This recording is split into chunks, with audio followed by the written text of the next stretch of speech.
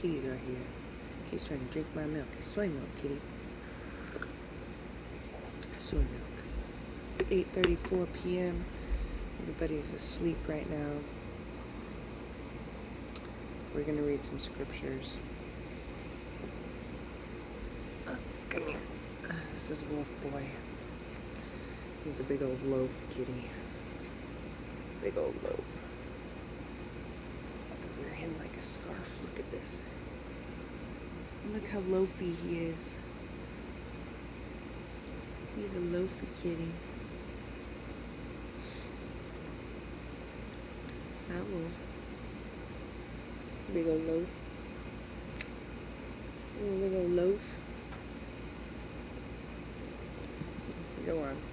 Go on, get. I'm gonna try to sneak up and get my ice cream. Watch. Sip of my tea and read of the fortune. The Leafy says, unity is the way of grace and harmony. Unity is the way of grace and harmony.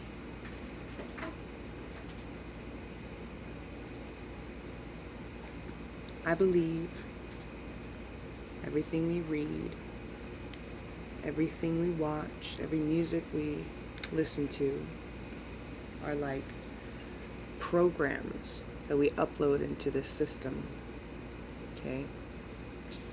And that which created us can infiltrate it all, manifest and give us the messages within that matrix.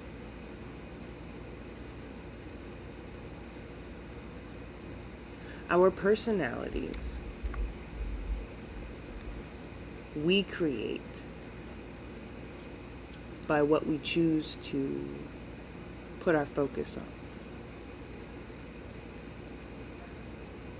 So if you grow up in a normal, conventional family, your focus may be on family, work, advancement, and those that make up your family. Our biggest teachers should be our parents. And in society nowadays, that's really hard because of the broken homes that are created. So it is those that we view as our parents. It may be the parents we are born with. It may be those that we substitute as our parents because ours are no longer around.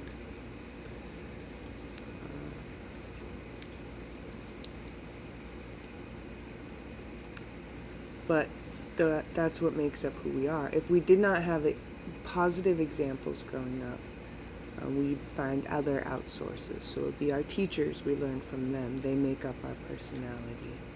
Our friends make up our personality.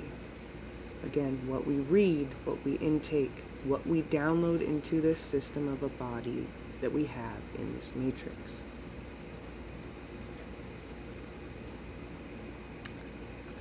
I don't think I'm the only one that believes this, but I haven't found a whole bunch of people that believe it.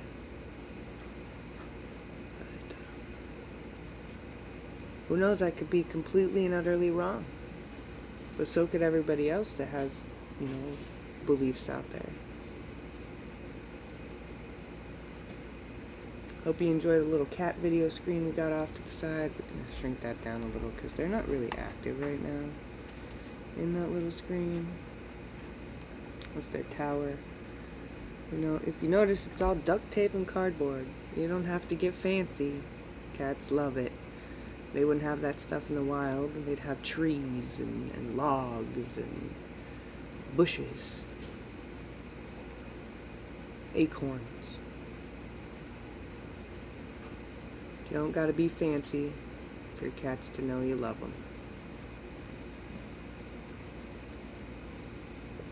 Or for them to enjoy what they have. Some people might call it tacky. Some people might call it white trash. That's horribly negative judgment, people. These are just homemade, makeshift. Hey, this is what I got, kitties, but I put effort into it, and they love it. I'm telling you. Every time I clean it, just like kids, every time I clean their toys, they're like, "Oh yeah, let's play." It's their treat tower. Whenever I get their treats out, I always put them in their towers at different spots. So they gotta climb, they gotta get exercise. I got a little spinny thing down there, put it in there, so they gotta dig around to try to get it. Gives them skills. Skills. Alright, we're gonna read a little from the Bhagavad Gita right now.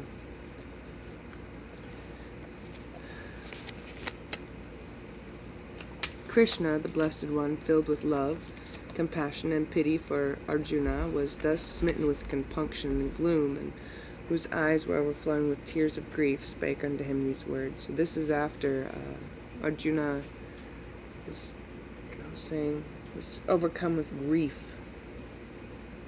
The first part of the Bhagavad Gita is called the gloom of Arjuna. He's overcome with grief of this war that's going on. It says, "Oh, woe is me, and woe unto us all."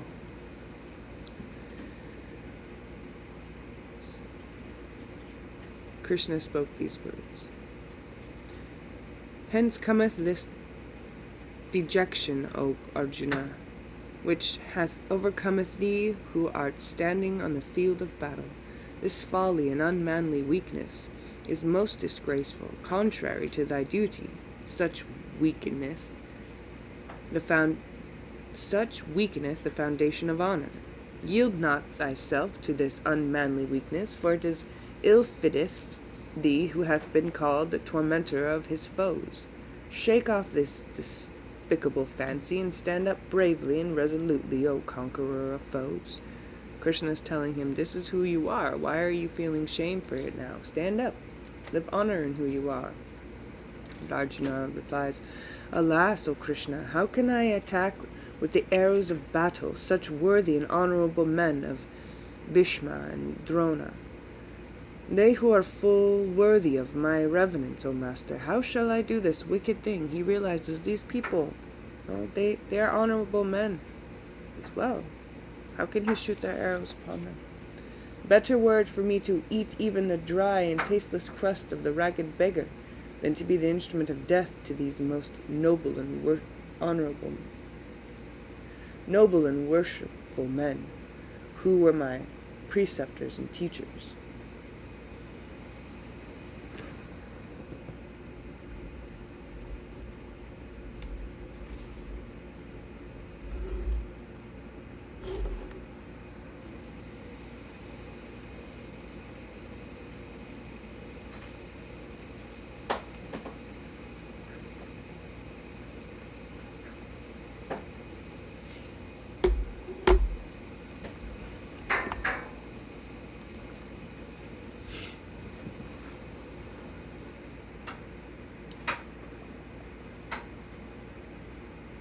Were I to slay these well-wishers of mine, verily I should partake of but blood-sprinkled possessions, wealth and pleasures, a horrid feast to which the beggar's crust would be noble and most worthy. I cannot see whether it would be better for me whether we be the victors or the defeated, for I should not wish to live after having caused the death of those arrayed against us, my kinsmen and friends, the sons and peoples of Kuru's king, Dhritarashtra,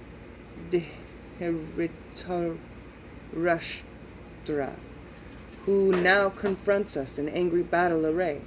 My compassion weighs down my heart even unto faintness, and my mind reels confusedly before the problem presented to it. What is right action for me? What is my duty? O most blessed Krishna, my Lord, decide these weighty questions for me.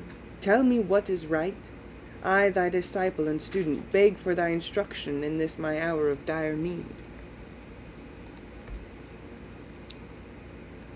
This man, he says, what is right? I don't want to attack these men. They are honorable. They are family. War. What is it good for? So confused and dazed am I that my understanding is confounded by the dictates of my duty, and I can discover nothing that will give peace to the fever of mind which burneth within me and drieth up my faculties, even though I should gain a kingdom on earth, surpassing all other earthly kingdoms, even as the sun surpasseth the stars. Nay, even though I were to gain dominion over the hosts of heaven, my grief would not be assuaged. Now that reminds me of a quote from the Bible.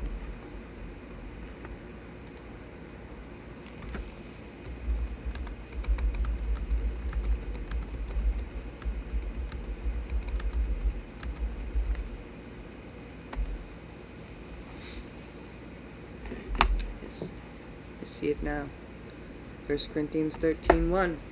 If I have the gift of prophecy and can fathom all mysteries and all knowledge, and if I have faith that can move mountains but have not love, I am nothing. If I give all I possess to the poor and surrender my body to the flames but have not love, I gain nothing.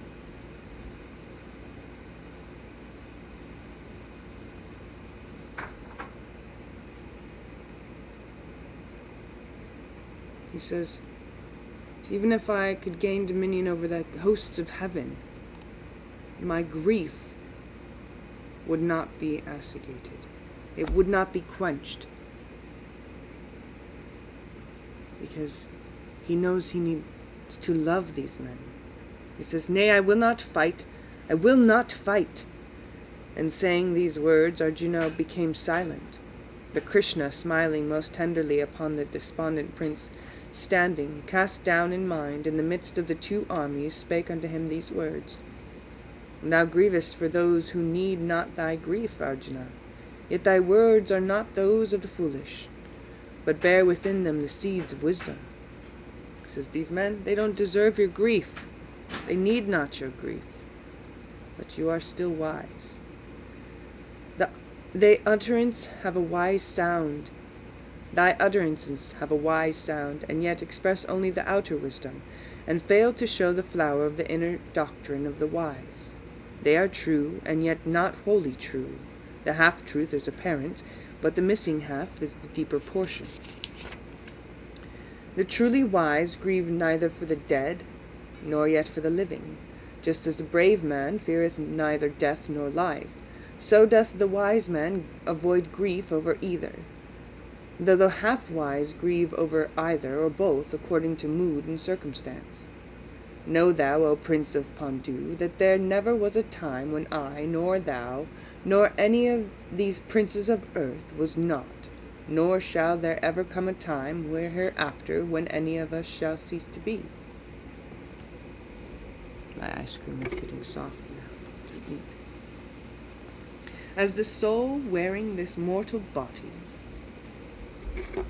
experienceth the stages of infancy, youth, manhood, and old age, even so shall it in due time pass on to another body, and in other incarnations shall it again live and move and play its part. Reincarnation. And I try to explain to Christians this. When God breathes us into existence, he breathes us into a soul, and when we die, our breath leaves our bodies. Scientifically proven, 7 pounds leave it when our last breath leaves. And we return unto the source in which breathed us into existence. Well, I breathe, when I breathe in, breathing particles from that breath that I just breathed in, and then I'm breathing back out again, another breath into that same existence, that same particles of air could have been trapped within me. God is purely love and purely light and energy according to this faith, and so when our essence goes back to God, it is part of that unity, and then we can again be born again. Why is that so hard to conceptualize? I don't understand. But here we say it. Those who have attained the wisdom of the inner doctrine know these things and fail to be moved by aught that cometh to pass in this world of change.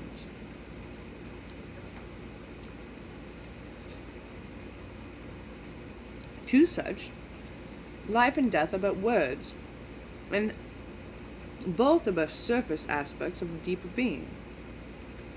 The senses, through their appropriate faculties of the mind, give thee reports of cold and heat, pleasure and pain, like cold, pleasurable ice cream. But these changes come and go. They are shifting, transient, and inconstant. Bear them with equanimity, bravely and patiently, O Prince.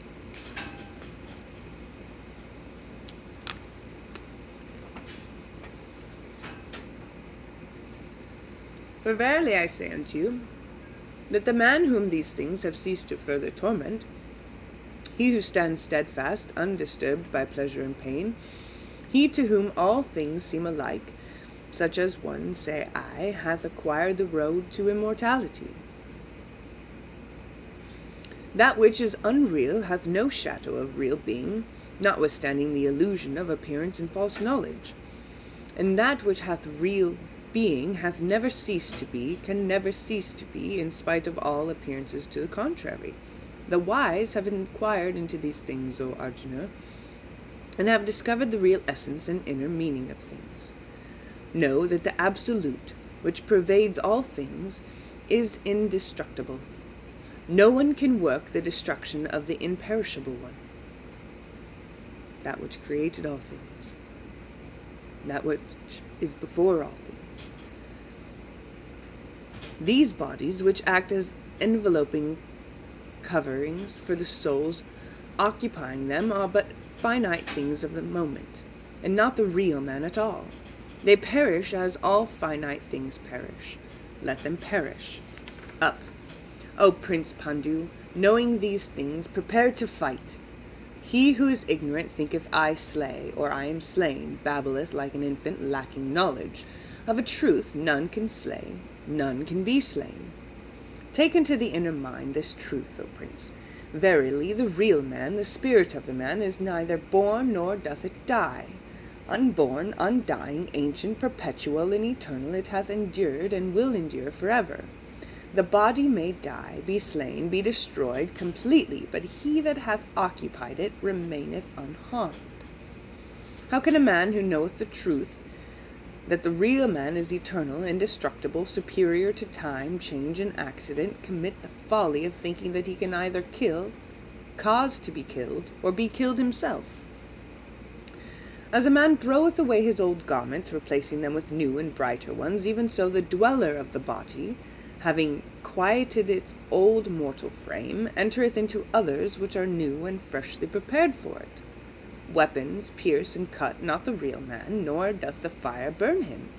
The water affecteth him not, nor doth the wind dry him, nor blow him away, for he is impregnable and impervious to these things of the world of change. He is eternal, permanent, unchangeable, and unalterable. He is real. In his essence he is immutable, unthinkable, inconceivable, unknowable. Therefore, why shouldest thou allow thyself to be made a weakling by childish grief? Or if perchance thou believest not these things, and liveth in the illusion of belief in birth and death as realities, even so asketh thee, why shouldest thou lament and grieve? For if this last be true, then as certain as it is that all men have been born, so is it certain that all men must die. Therefore why grieve and fret thyself over the inevitable and unavoidable? To those who lack the inner wisdom, there is no knowledge of whence we came, nor whither we go. Such know only what is at the moment. Why would they then disturb themselves regarding these things or that? Why should they lament? Some wander greatly regarding the soul, while others hear of and speak of it with incredulity and lack of comprehension. And no one by mortal mind really understandeth the mystery, nor knoweth it in its true and essential nature, in spite of all that has been said, taught, and thought concerning it. This real man that inhibiteth the body, O Arjuna, is invulnerable to harm. hurt, or death. Therefore, why shouldst thou trouble thyself further about the matter? Instead, it is far more worthy of thee, thou prince of warrior caste, to face thy duty in the matter manfully and resolutely. The duty of a soldier is to fight, and fight well, and the reward of duty well done is the opening of the heaven of thy kind, which is possible only to warriors who are so fortunate as to be able to participate in a glorious, just, and righteous battle coming to them unsought. He says, you're a warrior, be a warrior. And in your belief system, if you die in battle, just as they believe if they die in battle, you will be rewarded. Because that is your purpose.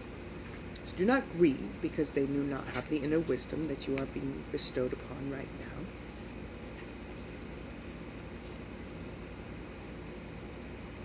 But do your duty knowing that what will be coming.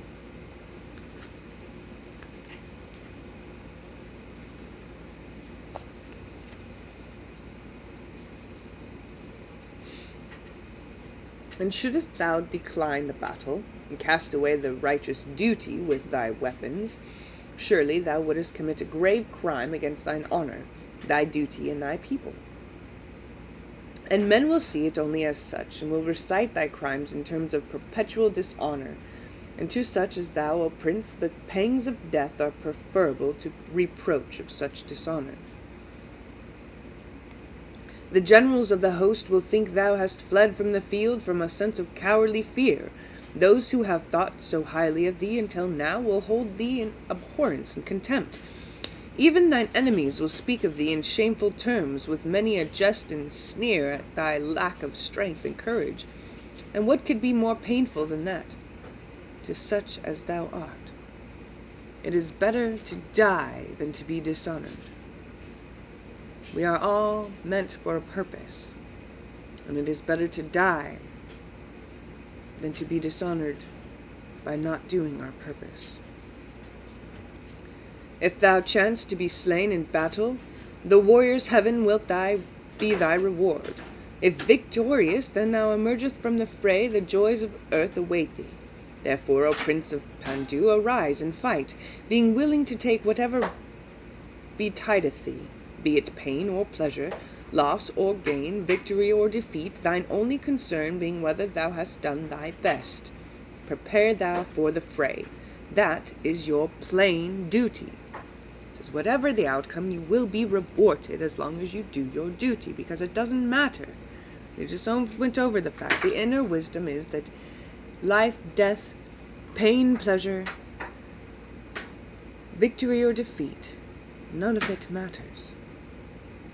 Just do your duty.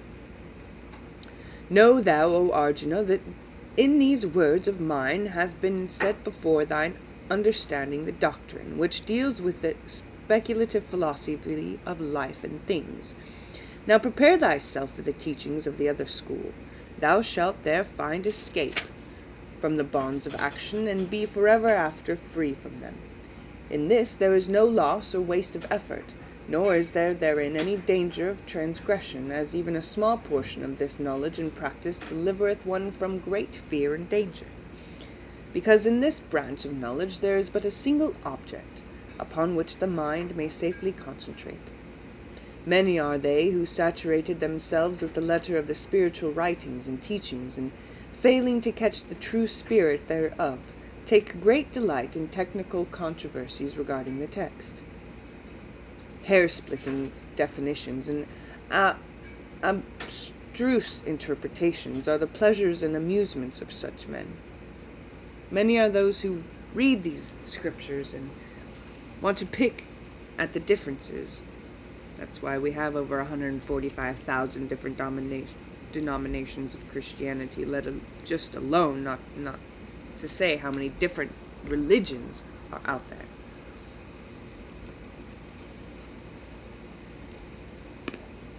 And they do it for amusement. Why? Let's read on. Such are tainted with worldly lusts, and therefore incline toward a belief in a heaven filled with objects and employments in accordance with their desires and tastes, instead of the final spiritual goal of all great souls.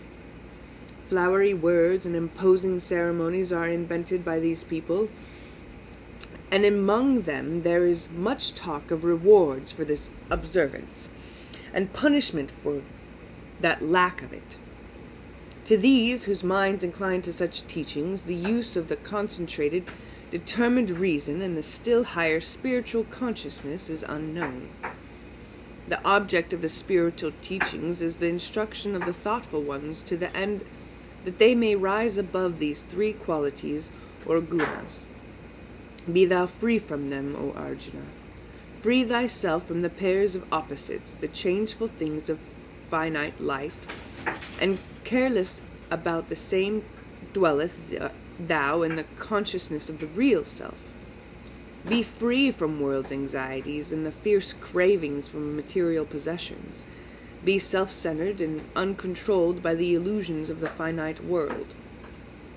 Just as does the full water tank, when drawn upon, supply the crystal fluid which will fill every vessel according to its shape and size, so do the spiritual teachings, when drawn upon, furnish just what is needed to fill the mind of the earnest student, according to the degree and character of its development. If you are hearing this, it must be your time. It's for a reason. So rule thy actions and thought, that thy motivate to be right doing rather than the reward which may come from the action. Be not moved by hope or expectation of what may come as the result of thy action. But also must thou avoid the temptation of inaction, which cometh upon to him who has lost the illusion of the hope of reward for action? Stand thou between these two extremes, O Prince, and perform thy duty because it is duty, freeing thyself from all desires of reward for the performance and concentration, not thyself, whether the consequences seem good or evil, success or failure. Do thy best, according to the dictates of thy duty, and then maintain that equal-mindedness which is the mark of the yogi. Important though right action be, yet it yields precedence to right thinking. Therefore take thou refuge in the peace and calm of right thinking, O Arjuna. For they who stake their well-being upon action alone must needs lose happiness and peace, and find themselves possessed only of misery and discontent. He who hath attained the yogi consciousness is able to rise above good and evil results. Strive to attain unto this consciousness, for it is the key to the mystery of action. It's not black and white. Rise above it. So it makes it so controversial, I guess.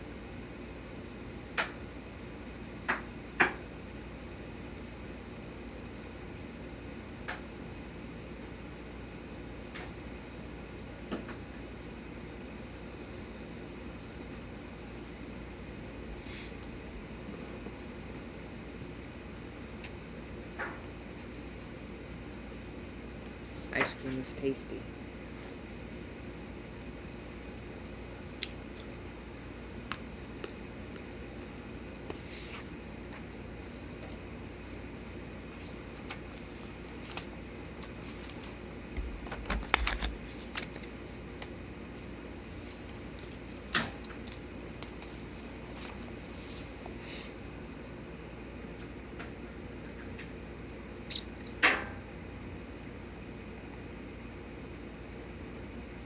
He who hath attained the yogi consciousness is able to rise. We already read that.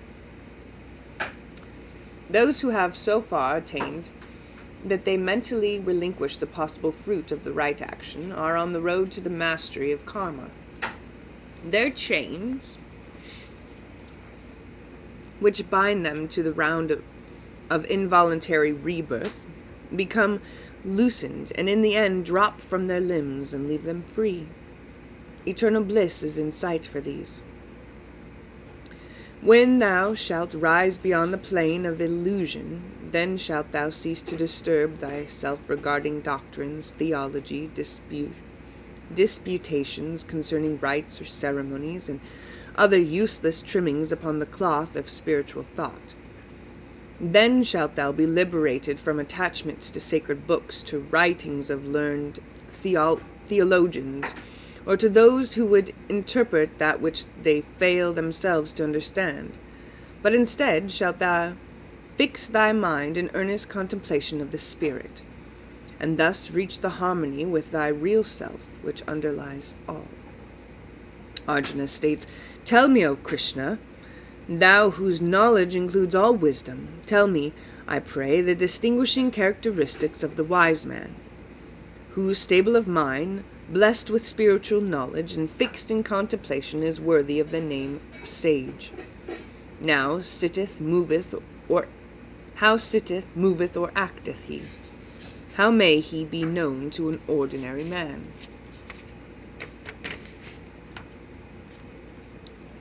Krishna says, "Know, O prince, that when a man freeth himself from the bonds of the desires of his heart, and findeth satisfaction in the real self within himself, such a one has attained spiritual consciousness.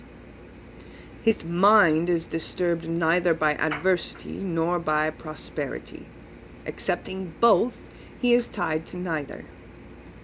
Anger, fear, and worry have been cast off by him as discarded garments. He is worthy of the name of sage. Such a man meets the charges and events of life, be they favorable or unfavorable, with equanimity, likes and dislikes being foreign to him, for he is no longer bound by attachments or things. When a man hath attained true spiritual knowledge, he becometh like unto the tortoise, which is able to draw within its shell its limbs, for such a man may withdraw his faculties of sense impression from the objects of sense, and shelter them from the illusions of the sense world, well protected by the armor of the spirit. It is true that there are those who are able to refrain from gratification of the senses, but the desire for gratification still disturbs. But he who has found the real self within, and who knoweth what he hath found, even desire fadeth away from such a one, and temptation is temptation no more, but becomes even as a shadow which hath been effaced by the glare of the noon sun overhead. The abstainer is oft carried away by a sudden rush of tumultuous desire, which sweeps away his resolutions, but he who knoweth the real self to be the only reality is master of himself, his desires, and his senses. Wrapped in contemplation of the real, the unreal exists not for him. The man who allows his mind to dwell closely on the objects of sense becomes so wrapped up in the object of his contemplation that he creates an attachment which binds him to them. From this attachment ariseth desire. From desire springeth passion. From passion come folly and recklessness. From these proceed loss of memory, and from loss of memory cometh loss of reason. Thus he loseth all. But he who hath gained freedom from attachment to or fear of object of sense, he who findeth his strength and love in the real self, he gaineth peace. And in that peace, which passeth all understanding, he finds release from all the troubles and pains of the life. I believe earlier in previous stream we read from God Calling, and it said, peace which surpasseth all understanding. A connection from the Bible to the Bhagavad Gita. And in his mind, now freed from these disturbing elements, is open to the inflow of wisdom and knowledge. There is no true knowledge possible for those who have not entered into this peace. For without the peace there can be no calm, and without calm how can there be knowledge or wisdom? Outside of the peace there is naught but the storm of the sense desires, which sweepeth away the faculties of knowledge, or the fierce gale sweepeth away as the fierce gale sweepeth away the mighty ship which is borne on the bosom of the ocean.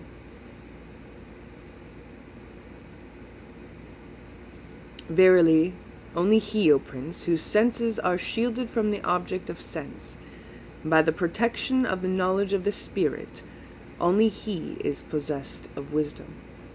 To him, what seemeth the bright things of the day to the mass are known to be the things of darkness and ignorance. And what seemeth dark as night to the many, he seeth sufficed as the light of noonday.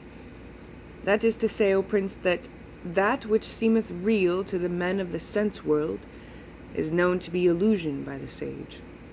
Seek not the seen, but the unseen, for the seen is temporary, the unseen is eternal. That is from the Bible as well, another connection. And that which seemeth unreal and non-existent to the crowd is known to the sage as the only reality. Such is the difference in the powers and vision of men. The man whose heart is like unto the ocean, into which all rivers flow, but remaineth constant and unmoved in its bed, the man who feeleth the inrush of the desires, passions, and inclinations, but who is moved not thereby, hath obtained peace. But he who lusteth in his lust is without peace, and is forever the plaything of disturbing desires. He who hath divorced himself from the effects of desires, and abandoned the lust of the flesh, in thought as in action, walketh straight to peace. He who hath left behind his pride, vainglory, and selfishness, goeth straight to happiness. Yea, so goeth he. This, O Prince of Pandu, is the state of union with the real self, the blissful state, the state of spiritual consciousness. Now let's go back. The Yogi tea leaf said unity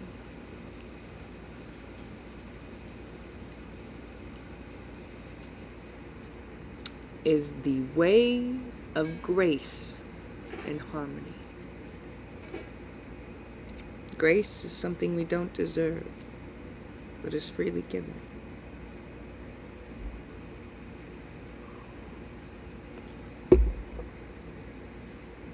This Prince of Pandu is the state of union with the real self, the blissful state, the state of spiritual consciousness. And he who hath attained it is no longer is bewildered nor led astray by illusion. Sometimes my words get flopped. If having attained it, he dwelleth therein unto the hour of death, he passeth straight to the bosom of the Father. Thus endeth part 2 of the Bhagavad Gita, which part is called the Inner Doctrine. We're going to take a break, because that was a lot, 42 minutes, and we'll be back. I think I talk too slow, but you guys can speed it up if you want to. It sounds really cool at 2-point speed, but I know I'm a slow talker. Just for those who might not keep up with the brain. And sometimes my mouth can't keep up with my brain, so it's okay. We're going to be right back, and when we are going to read some tarot, read from the Kabbalah, and read from the interlinear Bible. I hope you guys are feeling well. I'm finally feeling better after having COVID. The rest of my house is not, which is sad, because then I made them sick. But now I'm well and I can take care of them. That's what matters.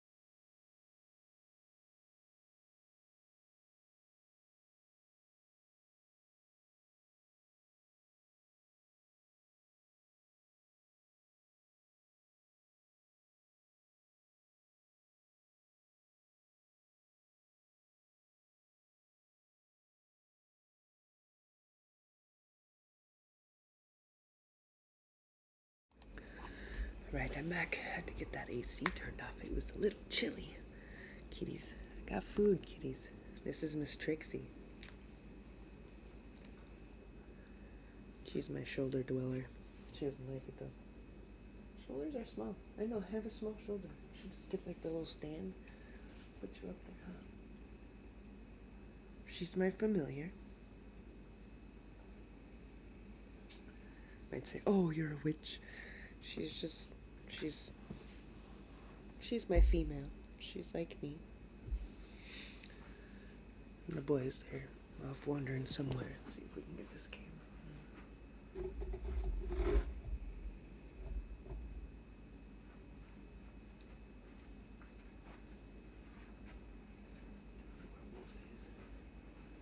Woof boy! Woof woof woof woof woof woof woof. Woof woof. Nope.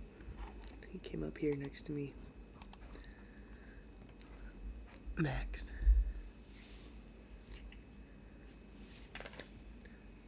You're not gonna want my burrito, girl. I promise. Got some beef, bean, and cheese chimichangas. Takes me back to high school.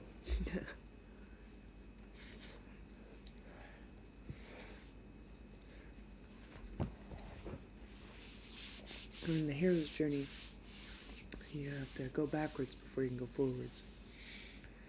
My journey led me forward from my home. I left, wandered to a new place, learned some new skills, and came back home. I'm a new person.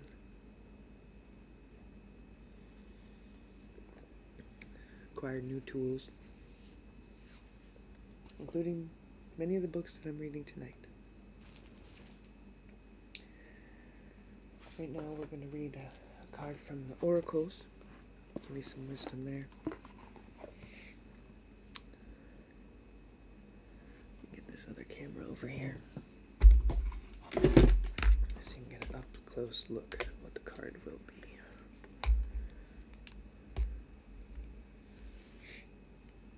Keep able to play with the chords.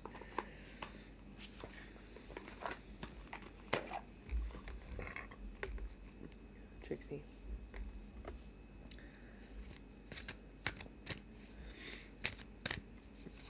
The wisdom of the oracles.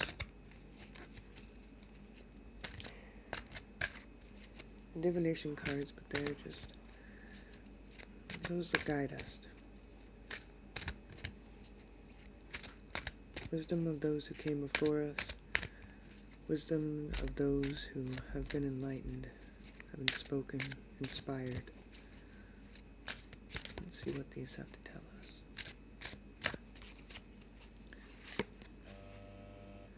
Chaos and conflict. Card number 33.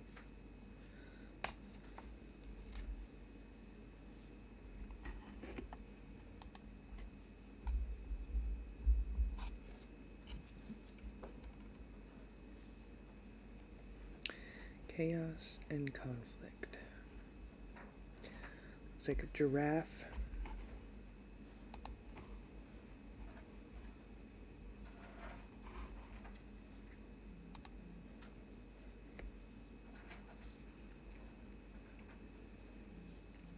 A zebra with giraffe print. It's taken over.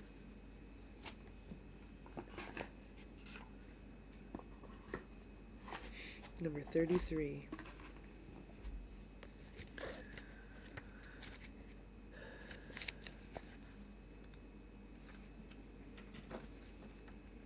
We like to say we have different personalities, different voices, different thought processes, different personifications, whatever you want to call it.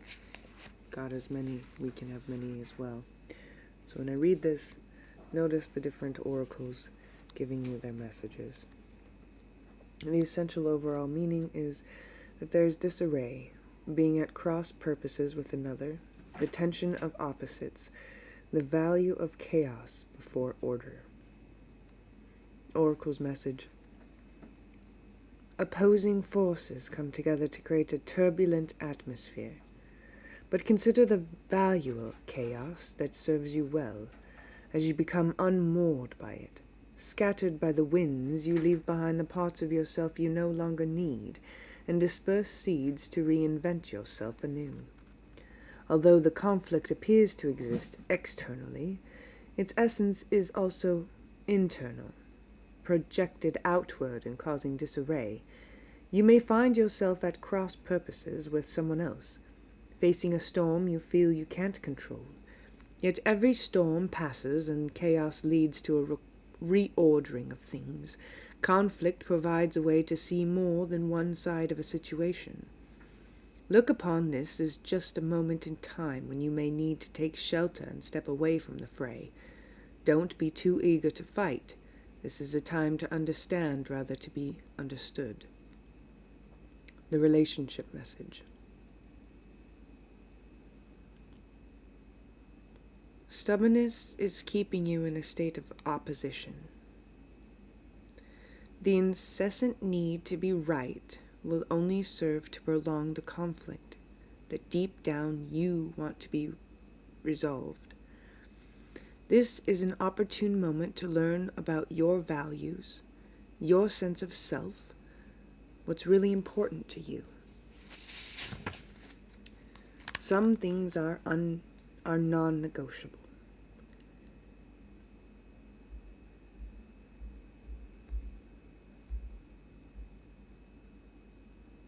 If that's true, it's not necessary to fight. Can you find a way through the stormy emotions to higher ground? Soon the air will clear and you will be in a much better place than before, for the storm will have passed, blazing a path for new growth in its wake. Things can become electric and enlightened, always better than before, if you use this time constructively. Prosperity message. Circumstances appear to be chaotic, but everything is happening now in its truth, shaking things up so you can find the real path to your prosperity.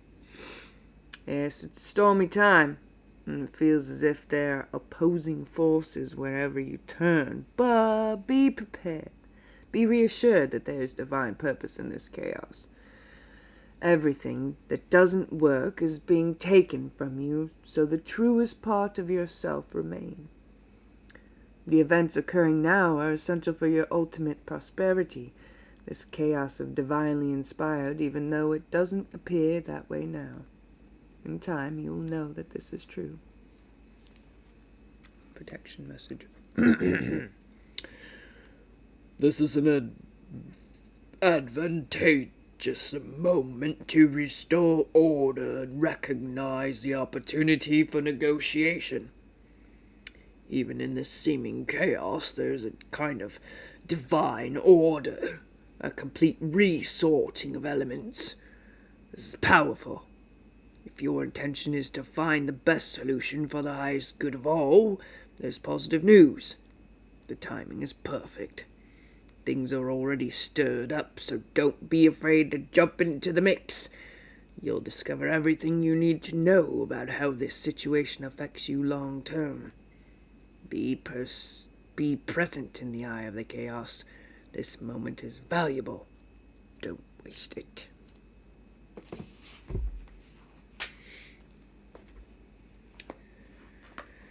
And that is our card. And much like the death card, that card, chaos and conflict, it's like no beginnings, It's gotta happen. Before there was calm, there had to have been, there was a calm before the storm, right? That's what they're saying. There was a calm before the storm.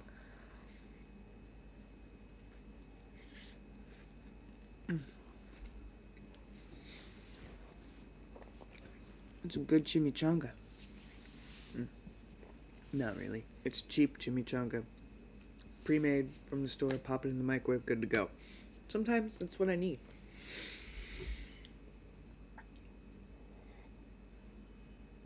Sometimes I don't want to take the time to cook. I just need quick energy food.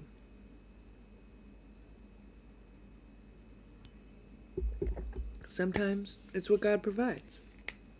Sometimes I ain't got nothing. Those are the times I fast. And I am thankful for the manna in which I am given elsewhere. I'm going to read a card from the Wild Unknown Tarot deck. Just one.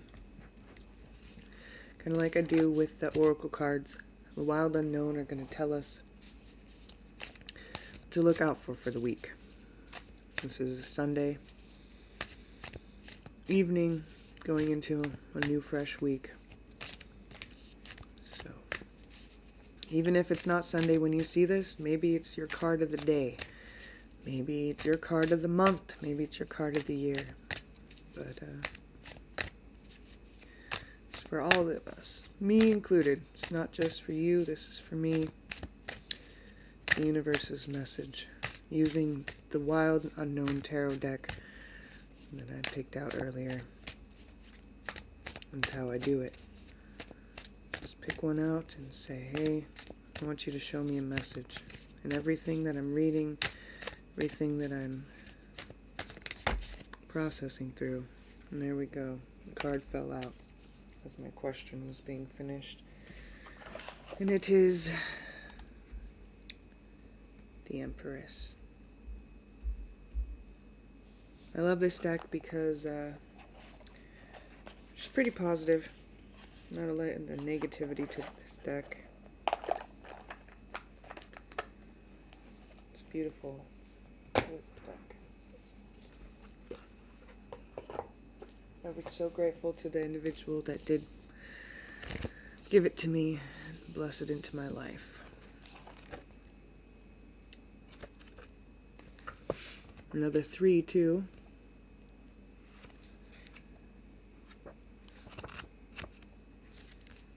Last card was 33, and this one is just 3.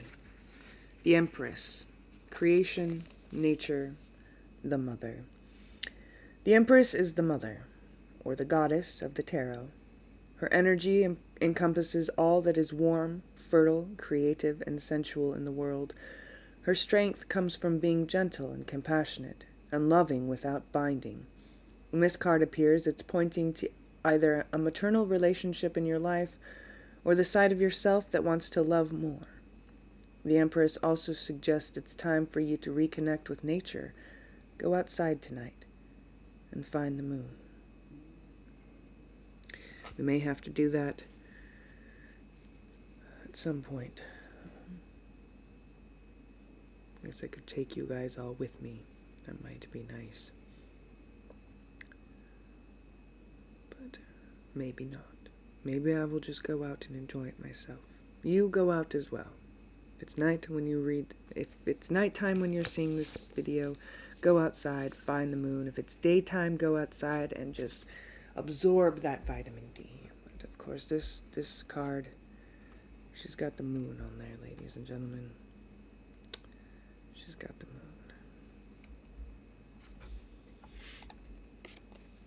And that goes along with what I've been talking about the last few days in my stream on Twitch.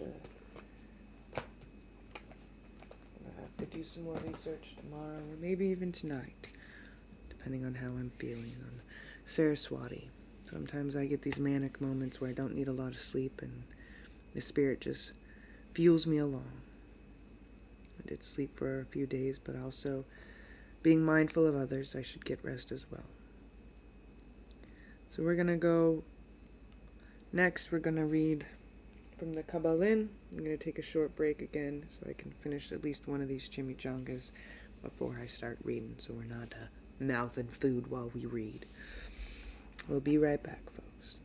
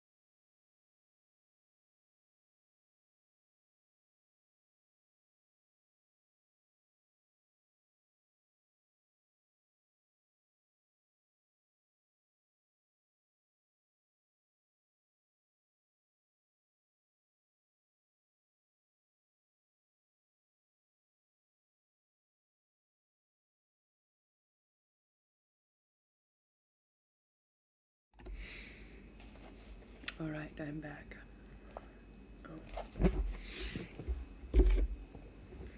And folks, I know I'm not perfect, but I'm working on it, and I went from smoking almost a pack of cigarettes a day to smoking no cigarettes and only a nicotine vape.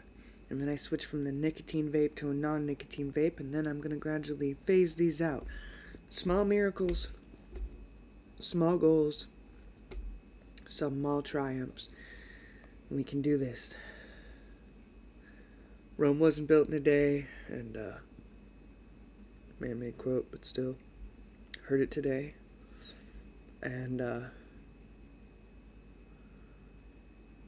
one small step at a time, one foot in front of the other. I may be moving at the pace of a turtle, but at least I'm moving. Right? Hopefully right. Cats are all catnipped out. Give them catnip and catnip treats.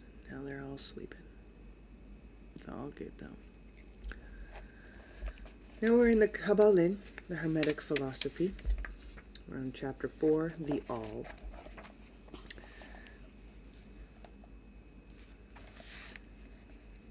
Under and back of the universe of time, space, and change is ever to be found the substantial reality, the fundamental truth, the Kabbalah.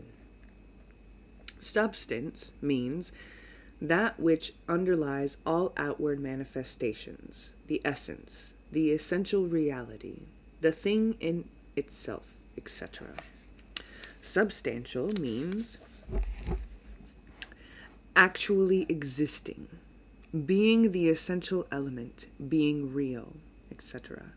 Reality means the state of being real, true, enduring, valid, fixed, permanent, actual, etc. Under and behind all outward appearances or manifestations, there must always be a substantial reality, an actually real, actually existing, true,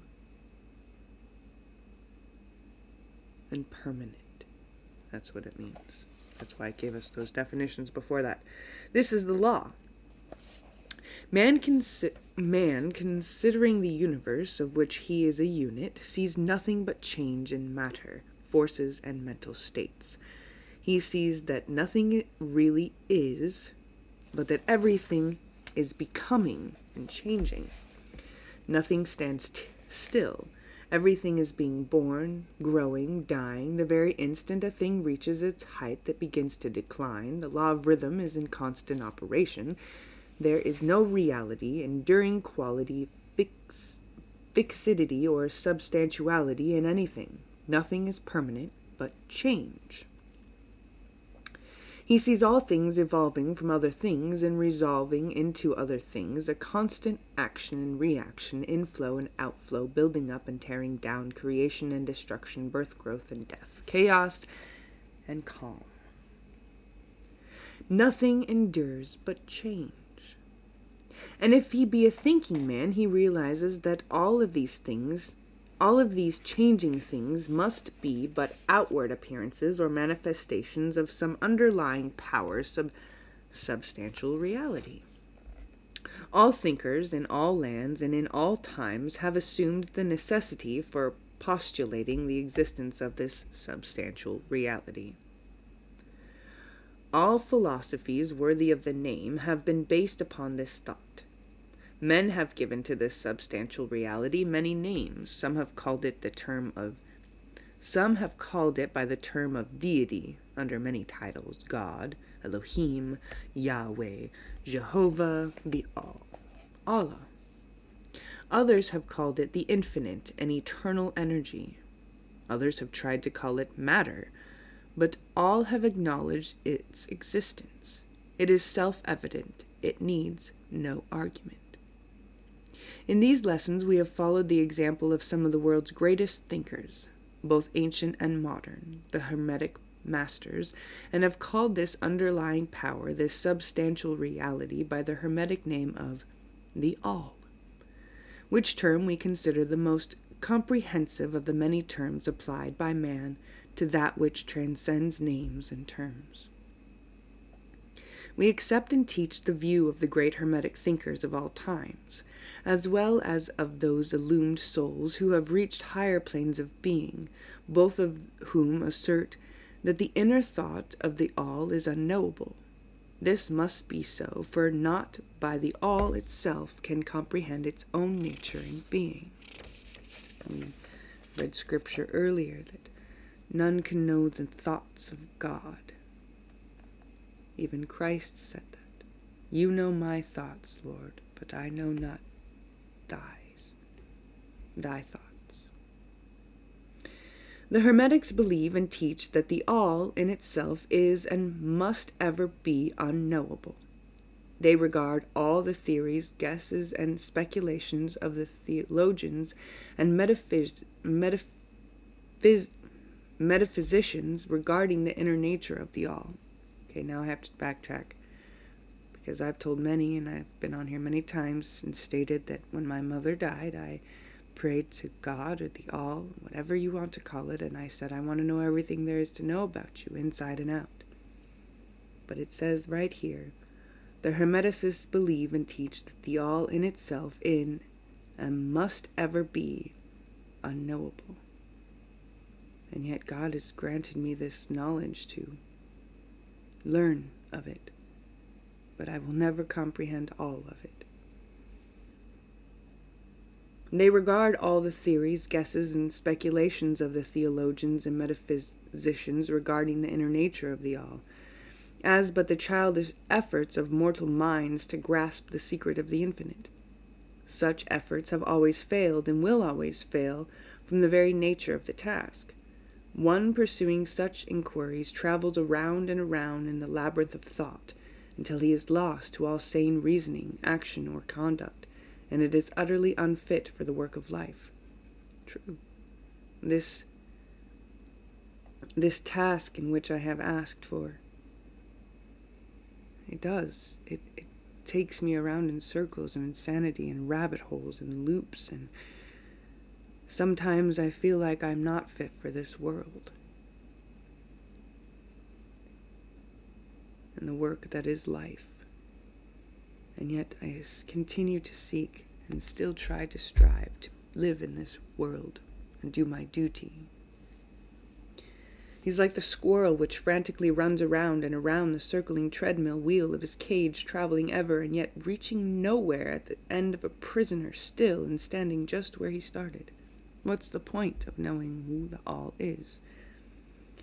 And still more presumptuous are those who attempt to ascribe to the All the personality, qualities, properties, characteristics, and attributes of themselves, ascribe to the All the human emotions, feelings, and characteristics, even down to the pettiest qualities of mankind, such as jealousy, susceptibility to flattery and praise, desire for offerings and worship, and all the other survivals from the days of the childhood of the race. We talked about this in the Bhagavad Gita too. Like, they think that these are all the things that the All is wanting. They personify it. And such, why not? They need something to feel that is like them. Such ideas are not worthy of grown men and women and are rapidly being discarded. At this point, it may be proper for me to state that we make a distinction between religion and theology, between philosophy and metaphysics. Religion, to us, means that intuitional realization of the existence of the All. Religion is the intuition that the All exists, and one's relationship to it. It's a relationship. While theology means the attempts of man to ascribe personality, qualities, and characteristics to it, their theories regarding its affairs, wills, desires, plans, and designs, and their assumption of the office of middlemen between the All and the people. Philosophy to us means the inquire after knowledge of things knowable and thinkable, while metaphysics means to the attempt to carry the inquiry over and beyond the boundaries and into regions unknowable and unthinkable, and with the same tendency as that of theology, which is why I wanted to go to school for metaphysical, theoretical theology. Because to man, it's all theory. These are all theories. And consequently, both religion and philosophy mean to us things having roots in reality, while theology and metaphysics seem like broken reeds rooted in the quicksands of ignorance and affording naught but the most insecure support for the mind or soul of man. I'm so thankful I couldn't go to school for those things and instead learn them from these ancient writings that have been brought forward and translated in English. We do not insist upon our students accepting these definitions. We mention them merely to show our position. At any rate, you shall hear very little about theology and metaphysics in these lessons. But while the essential nature of the all is unknowable, there are certain truths connected with its existence, which the human mind finds itself compelled to accept. And an examination of these reports form a proper subject of inquiry, particularly as they agree with the reports of the illumined on higher planes. And to this inquiry we now invite you.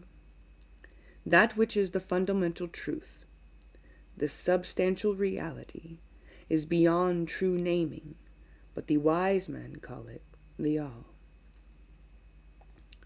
In its essence, the all is unknowable, but the report of reason must be hospitably received and treated with respect. The human reason, whose reports we must accept so long as we think at all, informs us as follows regarding the all, and that without attempting to remove the veil of the unknowable. 1. The all must be all that really is. There can be nothing existing outside of the all, else the all could not be the all. And 2, the all must be infinite, for there is nothing else to define, confine, bind, limit, or restrict the all. It must be infinite in time, or eternal. It must have always continuously existed, for there is nothing else to have ever created it, and something can never evolve from nothing. And if it had ever not been, even for a moment, it would not be now. It must continuously exist forever, for there is nothing to destroy it, and it can never not be, even for a moment, because something can never become nothing. It must be infinite in space. It must be everywhere, for there is no place outside of the all. It cannot be otherwise than continuous in space, without a break, cessation, separation, or interruption, for there is nothing to break, separate, or interrupt its continuity, and nothing with which to fill in the gaps. It must be infinite in power, or absolute, for there is nothing to limit, restrict, restrain, confine, disturb, or condition it. It is subject to no other power, for there is no other power. 3. The all must be immutable, or not subject to change in its real nature, for there is nothing to work changes upon it, nothing into which it could change, nor from which it could have changed. It cannot be added to, nor subtracted from, increased nor diminished, nor become greater or lesser in any respect whatsoever. It must have always been, and must always remain, just what it is now, the all. There has never been, is not now, and never will be anything else into which it can change. The all, being infinite, absolute, eternal, and unchangeable, it must follow that anything finite, changeable, fleeting, and conditioned cannot be the all. And as there is nothing outside of the all, in reality, then any and all such finite things must be as nothing in reality. Now do not become befogged or frightened. We are not trying to lead you into the Christian Science field under cover of Hermetic philosophy. There is a reconciliation of this apparently contradictory state of affairs. Be patient. We will reach it in time. You see, around us, that which is called matter, which forms the physical foundation for all forms, is the all merely matter? Not at all. Matter cannot manifest life or mind, and as life and mind are manifested in the universe, the all cannot be matter. For nothing rises higher than its own source. Nothing is ever manifested in an effect that is not in the cause. Nothing is evolved as a consequence that is not involved as an antecedent. A consequent that is not involved as an antecedent. And then modern science informs us that there is really no such thing as matter. That what we call matter is merely interrupted energy or force. I think we talked about this in the Bhagavad Gita, that nothing is real. That is energy or force at a low rate of vibration. As a recent writer has said, matter has melted into mystery. Even material science has abandoned the theory of matter and now rests on the basis of energy. Then is the all mere energy or force? Not energy or force as the materialists use the terms, for their energy and forces are blind, mechanical things devoid of life or mind. Life and mind can never evolve from blind energy or force, nor the reason given a moment ago. Nothing can rise higher than its source. Nothing is evolved unless it is involved. Nothing manifests in the effect unless it is in the cause. And so the all cannot be mere energy or force, for if it were, then there would be no such thing as life and mind in existence. And we know better than that. For we are alive and using mind to consider this very question, and so are those who claim that energy or force is everything. What is there then higher than matter or energy that we know to be existence in the universe? Life and mind. Life and mind in all their varying degrees of unfoldment. Then you ask, do you mean to tell us that all is life and mind? Yes and no, is our answer. If you mean life and mind as we poor petty mortals know them, we say no. The all is not that.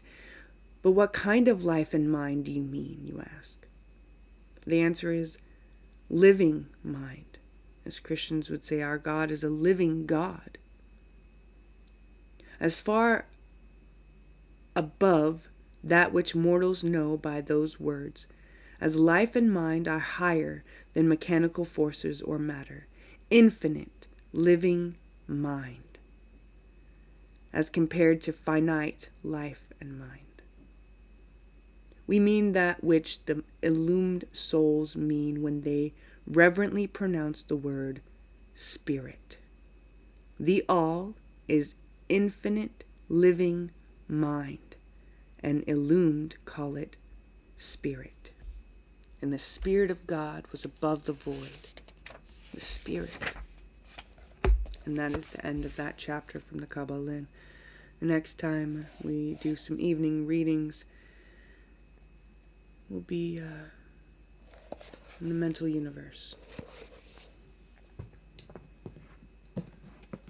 And that takes us to my final reading.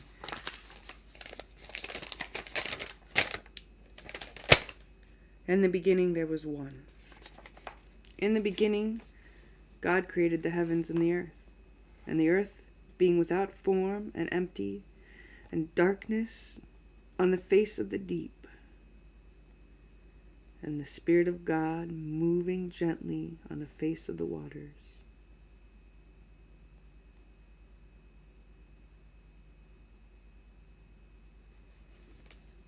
If I could read Hebrew and Greek, I would totally read it for you. But I don't know how.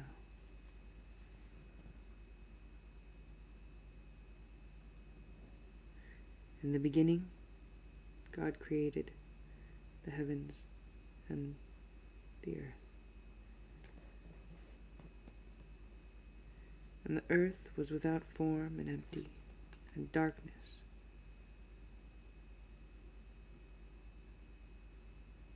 on the face of the deep. And the Spirit of God moving gently on the face of the waters. That's verse 1 and 2 from Genesis. The Spirit was in the darkness and the deep. In the beginning there was one, such a lonely thing, so there was two. And two, with pure love and intention, becomes three, and three eventually becomes four. Four becomes more, and more becomes chaos. And there must be chaos before there becomes the calm. I hope you enjoyed the readings tonight. I hope wherever you are blessed. And know you are loved. And you have a purpose far greater than yourself. Don't forget that.